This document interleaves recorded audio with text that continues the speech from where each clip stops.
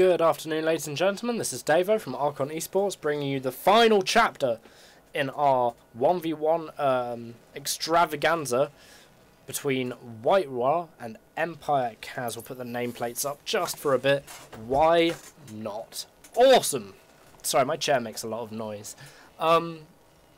Okay, so obviously this being the third game of this 3-game series, which I have dubbed a 3-game series, even though I believe it is actually just a really casual game. We have, obviously being that, both players have a point each. Excellent. Cool beans. So this is pretty much the same as the last match, apart from the players are just literally switched positions. And I must say that on this map, WhiteRa's micro really did prosper quite well. You know, I mean, what with the Colossus playing that, he wasn't incredibly able to get any upgrades or anything like that, or for that matter, get an expansion up, because EmpireKas was just repeatedly harassing him. But he won, and he won very, very well against a Terran who had, I believe, 3/3 upgrades at the end of the game on his infantry, and EmpireKas only had a 1 armor upgrade, which is unusual to see at that stage of the game, and that was about 20 minutes in, 23 minutes in. Okay, so we do have the probe going to where he knows best, where the Terran will be. Of course, only being a 2-player map, there is only one place where the Terran will be, unless he's done something really crazy, like moved his base, which isn't unheard of, but it's not exactly the best kind of idea. You lose a lot of time mining and stuff like that if you do crazy tactics like that. So once again, we have WhiteRa doing the same build with his fusion core. Fusion core! Oh god! Cybernetics core! God, can you imagine a Protoss battlecruiser with shields, and maybe they could merge the carrier and battlecruiser into one. And oh, by the way, in Heart of the Swarm, I've heard that they're taking the carrier out of the game. I can't think of anything that I disagree with more. Holy hell. I remember when I was playing StarCraft 1 many years ago, my dad bought it for me, and I was like, yay, thanks Dad! And I remember going, oh yeah, cool, these guys have spaceships that go inside other spaceships and then kill stuff. And I was like, that is the most awesome thing ever. It's like an aircraft carrier that's flying. Oh, that made my day, and I really loved the carrier. And then when I saw when they were in StarCraft 2, I was understandably excited. And now they're being taken out. What is this heresy? Granted, they're basically useless, but they do the most DPS in the game. They're slow. They're too slow, and they're very easy to kill with blink stalkers or anything like that. But boy oh boy, if you see any mono battles where it's just carriers, the amount of shit that dies from the interceptors that come out of the carriers is awesome. It's so good. Oh man, carriers are perhaps my favourite unit in the game, and no, they're being taken out. But hey, Mutalisks are my most hated unit in the game. I just despise those bastards. So hopefully the new unit that's coming to replace them, which is a kind of an anti-air behemoth, which shoots balls of lightning that do splash damage. Hopefully that will help Protoss get the air superiority I believe they kind of deserve. I mean, Zerg can fly in space, which makes no sense to me, seeing as they're purely biological.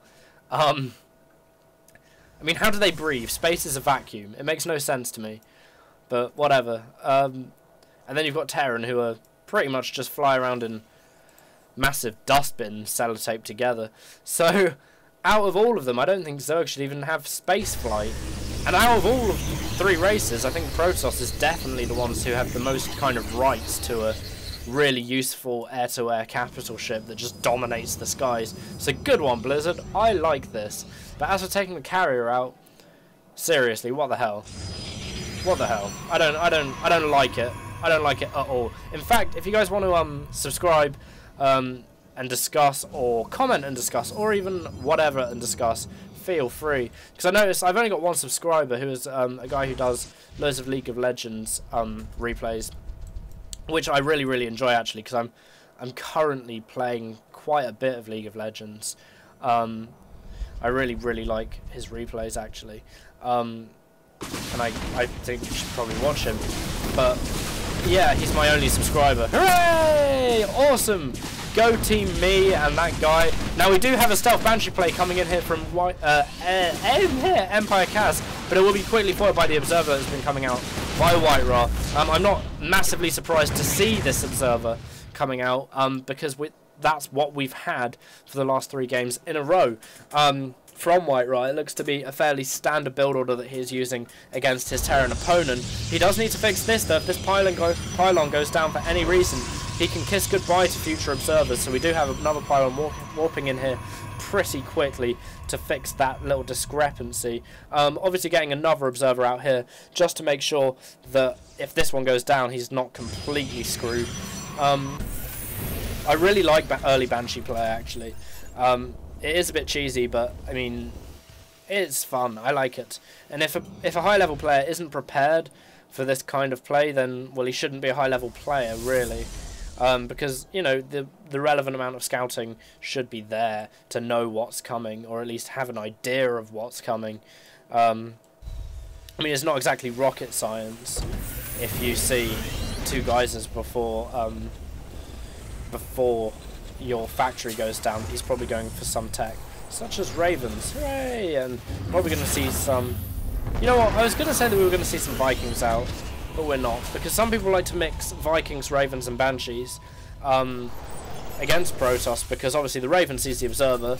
The Viking at this stage in the game will have nothing else to shoot but the Observer, so they don't have to look around for it and target it and stuff. And then your Banshees are safe, because the Protoss has no way of seeing your Banshees. So that is a relatively popular play indeed. And can I just say for the record, I think Ravens are like the coolest looking unit in the game. Look at that, that's awesome. It looks like a flying Batmobile. Excellent. Well, they're not the coolest looking unit in the game, but then again, I haven't actually thought about it, really. Okay, awesome. So it looks like we might be having a draw, perhaps, or was that a misclick? Looks like that could have been a misclick from Kaz. And we do have a kind of a proxy pylon going down here from White-Ra. It looks like he might be scooping around into Kaz's base with some forces here to complement this already kind of large force here. I mean, if you do go Banshees in the early game like that, you do lose a little bit of production of your normal units, such as your Marines and Marauders, which can be a pain in the arse, especially seeing if this Protoss army is about to bust your gate down like this, and your army is up the other side of the map, and back it comes very, very quickly. Now this is quite a lot of units from White-Ra, and we do have 2 Colossus. I was about to say 1, but then I just saw the second very quickly. White-Ra is going to loot his Colossus if he's not careful. He needs to put his army back into position, get the Zealots in front, get ready to fight. Fight! Just like Street Fighter. These Stalkers are probably going to down this command center here. I mean, Kaz doesn't actually look like he has enough forces to be able to fully take care of this attack at the moment. He needs to be very careful because White-Ra is totally leaving this Colossus behind, and if he's not careful, Kaz that is. Oh, there we go. That's what I was talking about earlier. That Colossus will get taken down. Wow, I'm finishing sentences outside of sentences. Now, I think Kaz has found his moment to strike when these Colossus are out of position. White-Ra will lose that command center, which will be a blow. He could have done with some force fields back here to really trap the Marines out of their base and do untold amounts of damage. These Stalkers don't have blink, so it doesn't look like they'll get cleared up now, because they won't be able to blink away from these Marines and Marauders so easily. So unfortunately, White-Ra is actually going to lose his whole army, which isn't fantastic, and the Colossus is moving back now, going, oh god, screw this. And EmpireKas, he's pulling out all the stops here and already has another expansion on the way and ready to go. Also, we do have the point defense run here, which is quite frankly a bitch, because it stops Stalkers from firing properly, and that is a pain in the arse to deal with as a Protoss player. Here we do have the Scouting Factory actually being put to some use. That is going to go down from this Stalker harass. Let's go to the nameplates now. Bye, nameplates! Okay, awesome. These Stalkers do look like they are going to die. What? No! Seriously, I swear I have like Tourette's or something. This factory is going to die. All the people aboard poor SS Factory are in fact just going to blow up. Wow, what happened there? Crazy. All they wanted to do, as I said in the last game, is what builds Hellions and siege tanks. Instead, no, Evil Cas gets them to hover over White Ra's base. Oh man, bad times. They're just dreaming about building Goliaths now. And yes, I do wish the Goliath was still in StarCraft as well. Even though in StarCraft 2 they look retarded, in my opinion. They just, I don't know if you guys ever played Mech Warrior on the PS1, but I just think that's what, like, kind of like really boxy, kind of walky chicken robots sort of thing. That's what they look like now, whereas they need to look like cool kind of things with guns hanging off them. Oh yeah, and there we do have the point defense drone again. There's a total bitch and really damages the DPS from the Stalkers. But the Raven is cleared out, so I'm not actually sure if we'll see another one on the way anytime soon. I wish I could tell what they're saying. If only there was some sort of translator in StarCraft 2. If they're not careful, these medevacs will get taken out pretty sharpish by these Stalkers, but it doesn't look like that is actually going to happen. Down in the bottom left-hand corner, we do have an expansion on the way from White Ra. And it does look like White Ra is actually going to be pushing into EmpireKas 3rd here, or I suppose 2nd, because that's the order it got built. Killing a few SCVs. Why not? If we look at the units tab as well, this time they're a little bit more even on where they stand in the amount of workers.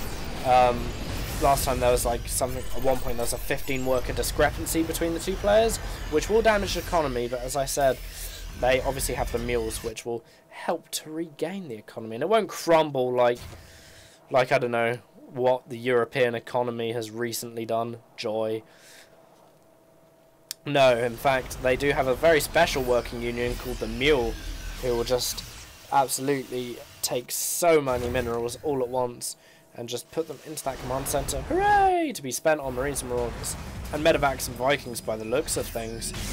I mean, what's interesting to me is both players have got a very, very similar kind of macro build in these last games, in these last two games that we've seen. EmpireKas has very much gone for the MMM kind of build, and White Ra is actually still going for the Colossus play. This probably is due to the fact that, oh wow, this Zealot's really been causing some trouble here. He looks like he really has been killing quite a lot of SCVs here, but it's okay, the Union of the Mule is here to help correct the economy of the Terran player. Excellent. No bailouts, nothing like that. EmpireKas won't have to resign as president of Mr. Terran team at the moment due to the economic crisis. No sir, because the Union of the Mules is taking over and feeding the command center. Awesome, groovy, yeah. Here we do have White Ra kind of staging his attack, getting ready to kind of go, it would seem.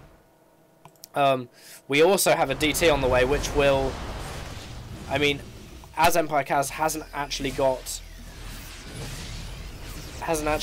a Raven anymore, this DT, and this one for that matter, is a DT harass all round. It's just DTs in EmpireKas' base. He's done one scan, fair enough, but he'll need another one to sort out this DT here. I mean, that was dangerous territory because he was only one scan away from not having enough to deal with this DT here. If this one had got away, he would have done some untold damage because he'd have to transfer over a starport onto a tech lab and get a Raven out very, very quickly. We do have a DT, as I say, there we are, I just didn't see it, another DT here causing more trouble against EmpireKas' actual army.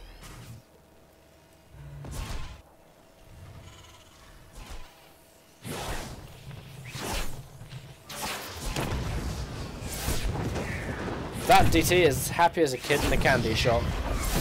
Oh no, the SCVs are revolting. They're going straight for the DT. Can the DT kill them all? My guess is probably... Well, probably not, because there's marauders there. Awesome. Uh-oh. So here we have aggression coming from EmpireKas. It looks like if he's not careful, his entire army will be pincered in here, and it is. He'll have to navigate around the Nexus to get out, but it doesn't look like the majority of his army is actually going to be able to get out here. More Zealots being warped in the back here, and a DT too, to do that extra little bit of DPS. And this Archon is murdering people here, along with this DT too. This does not look good for Kaz at all. He attacked at a very precarious angle, and that's the GG from Kaz, making Whiterot our winner of our three-match run here, our best of 3. A very enjoyable best of 3, actually. You can really tell that in the third game these players really kind of stepped up their game a little bit. In the first game on Shakura's Plateau, it seemed to be kind of unfortunate for Whiterot to get kind of pinched in between those rocks with the Stalkers. That messed him up a little bit. I'll be brutally honest from my point of view at least. But Whiterot's harass what with the DTs was very, very good in this game. No trademark drops from Whiterot this time, but you know, hopefully I'll be casting more Whiterot soon, because I really like his play. I really do.